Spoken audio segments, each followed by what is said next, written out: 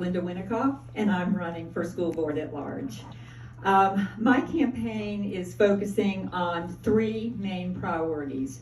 Two of them are to address the challenges of the past year.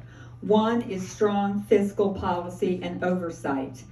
I believe we need to have policy about our trainings.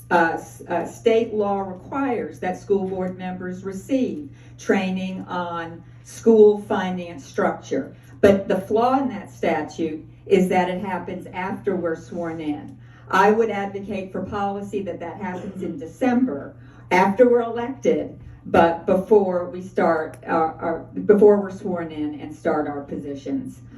Also, the recommendations from the state, the Office of the State Auditor. I read the report, and what was very dismaying is that recommendations were made for years that were never implemented. So there should be policy to see that recommendations from audit reports, annual audit reports, need to be implemented every year.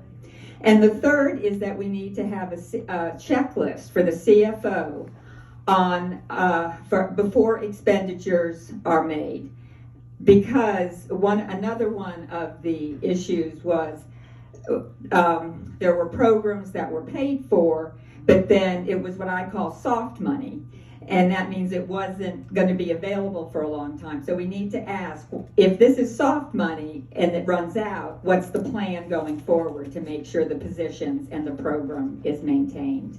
The other thing that I think is important to address from the challenges of the past year is we need to have a rigorous superintendent evaluation process in place.